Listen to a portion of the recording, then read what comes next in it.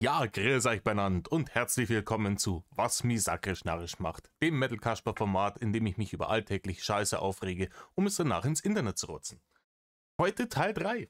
Und ich wollte da gleich zwei Punkte so abhaken, weil sie ein bisschen zusammenhängen. Und zwar zur Background-Geschichte. Ich bin, wie ihr vielleicht mitgekriegt habt, leidenschaftlicher Zocker. Ich spiele fürchterlich gerne. Ähm, Auch wenn ich natürlich in dem Alter bin, in dem das ein schwieriges Hobby geworden ist, aufgrund dessen, dass man halt einfach die Zeit nicht hat. Ich bin in meinen sogenannten besten Jahren, und da hat man oft einfach wenig Zeit zum Zocken. Diese ganzen nervigen Verantwortlichkeiten von erwachsenen Leuten. Wenn man dann nicht irgendwie, keine Ahnung, hochprofessioneller YouTuber ist mit extra Let's Plays und so einem Schmarrn, dann wird schwierig. Umso mehr freue ich mich, wenn ich mal wieder ein Game finde, was mich so richtig fesselt, was mich so richtig bockt, wo ich gehypt drauf war und wo der Hype dann auch wirklich gerechtfertigt war. Das ist sehr befriedigend, aber darum soll es heute nicht gehen. Zumindest zum Teil nicht. Ich bin ein großer Warhammer 40k Fan.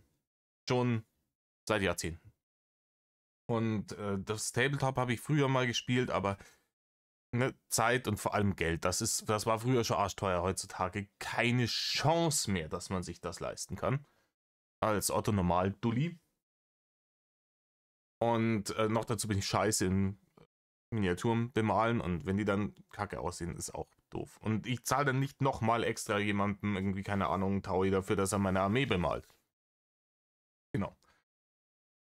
Umso erfreuter war ich zu hören letztes Jahr, dass Space Marine 2 rauskommt. Ich habe den ersten Teil auf der PlayStation 3 gespielt, in guten alten Zeiten, als ich noch mehr Zeit hatte. Und war hyped zu wissen, Alter, wie geht's weiter mit Titus und was war jetzt los? Die haben den in die Deathwatch gepackt am Ende, weil ihm dieses dämliche Arschloch, oh, Spoiler-Alarm, by the way, ne, Heresy vorgeworfen hat. Heresy vorwerfen, schlimm, schlimm, schlimm, schlimm. Und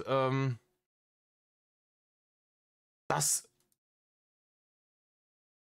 ich dachte die ganze Zeit, es muss ein zweiter Teil und es kam ein zweiter Teil.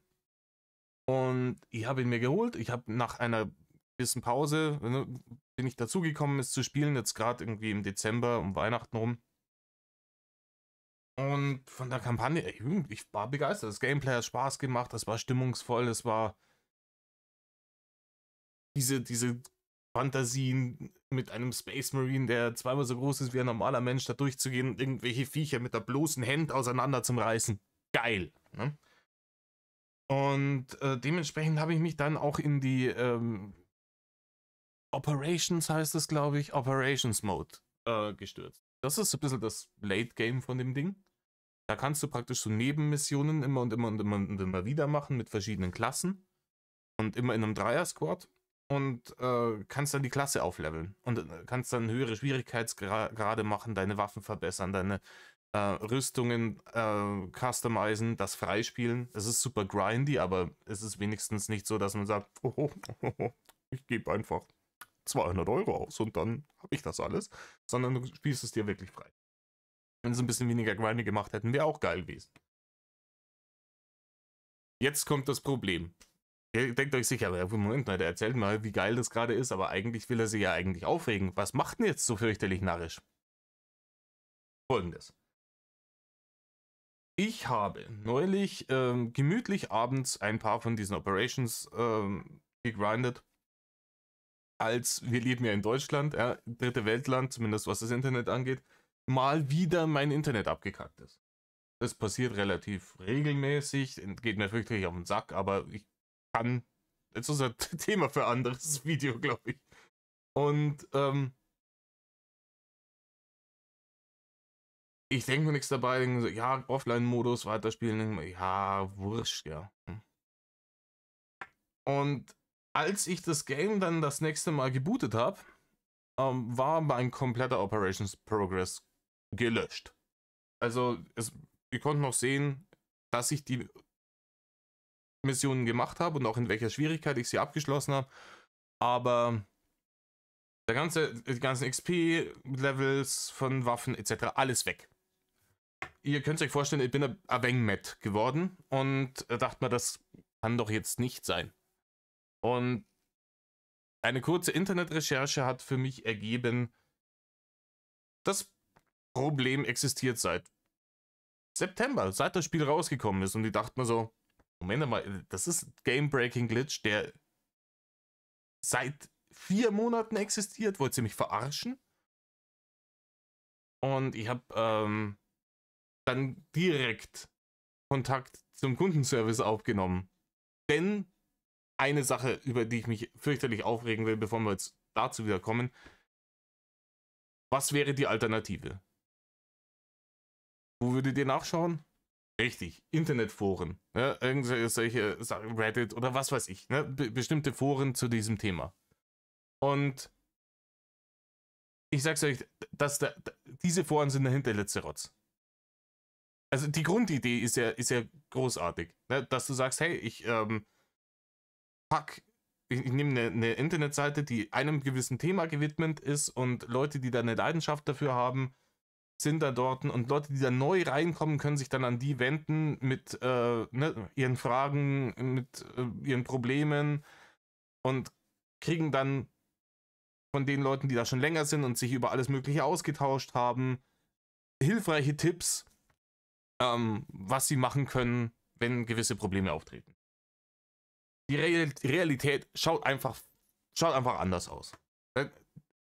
Das Erste, was ich jedes Mal zu hören bekomme, wenn ich in irgend so ein Forum irgendeine Frage reinstelle, ist irgendein prätentiöses Arschloch, das mich dumm von der Seite anmacht. Ja?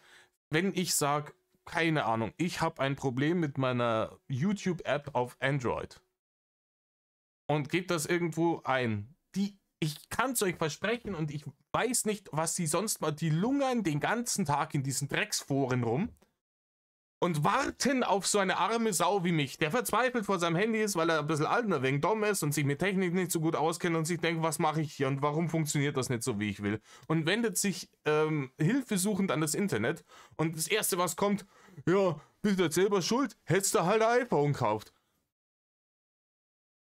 Ich kann es euch nicht sagen, wie mich das fürchterlich narrisch macht. Fuck Stifleswood. Ja, wenn ich da jetzt reinschreibe, so, ja, keine Ahnung, ich habe ein Problem auf meiner Playstation, warum spielst du das nicht auf der Xbox?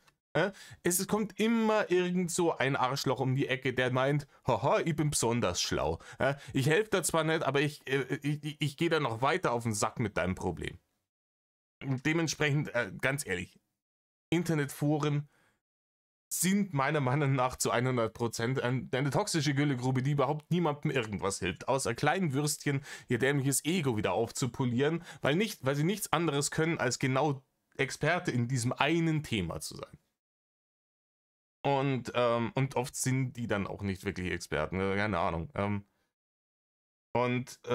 Jetzt kommen wir zurück zum was da passiert ist, und zwar, wie Developer es heutzutage für richtig empfinden, Games mit Game-Breaking Glitches rauszubringen und diese dann nicht postwendend zu reparieren. Und es kann ja sein, dass in der Testphase das nicht passiert ist. Ich bezweifle es, dass das nicht passiert ist. Wenn du dein Spiel anständig testest, sollte so ein Glitch definitiv irgendwo mal auftauchen, und dann sollte man sich sagen, Moment mal, das ist wild. Ne?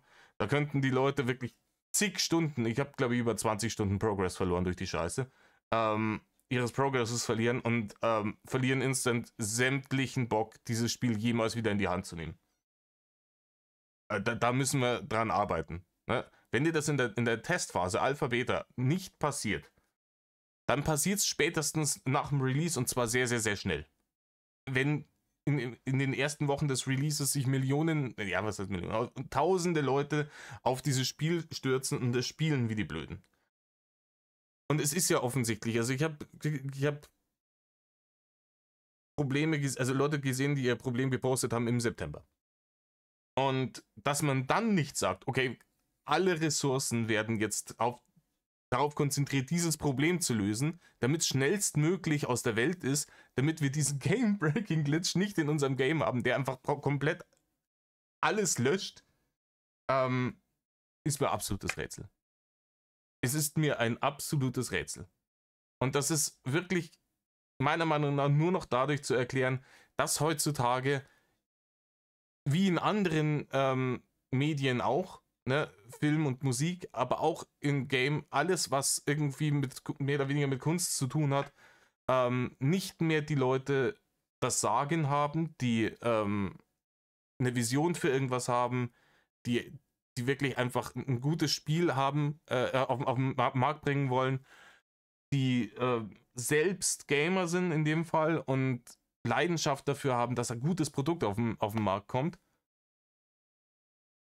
sondern weil diese Leute, so wie sie, keine Ahnung, vor 25 Jahren noch bei Blizzard gearbeitet haben, die dann einfach gesagt haben, nee, das Game ist scheiße, an dem wir jetzt ein halbes Jahr gearbeitet haben, wir stampfen das ein. Wir bringen das so nicht raus, weil das genügt nicht unseren Qualitätsstandards. Oder wir haben noch Dinge zu reparieren. Das Game kommt erst ein halbes Jahr später raus, weil wir das nicht so rausbringen wollen. Ne? Wir wollen vermeiden, dass die Leute unnötig Frustration erleben. Solche Leute haben halt in der Spieleindustrie anscheinend nichts mehr zu sagen, sondern es sind nur noch irgendwelche BWL-Kaschballen, die da oben drinnen sitzen und sich denken, boah krass, Alter, den kann ich das Geld aber mal sauber aus der Tasche ziehen. Und dann kann ich und meine ganzen Investorenkumpel an der Börse uns gegenseitig im Schritt lutschen. Und es wird immer mehr offensichtlich. Ich meine, wenn man sich in den letzten Jahren Dinge anschaut, wie, keine Ahnung, Kill the Justice League und so ein Krampf, was stellenweise an Spielen rausgekommen ist. Eine Dreistigkeit. Ganz ehrlich, alles, was Bethesda rausgebracht hat in den letzten 10 Jahren, war Schmutz. Und jetzt nicht unbedingt, also klar sind auch in einem Fallout 4 tolle Story-Arcs mit drin und gute Quests, aber es ist aufgeblasen mit jeder Menge nutzlosem Sidequest-Bullshit. Oh, du willst, dass dieses Dorf, in das du da reinkommst, gut aussieht und dich so ein bisschen in die Welt reinzieht?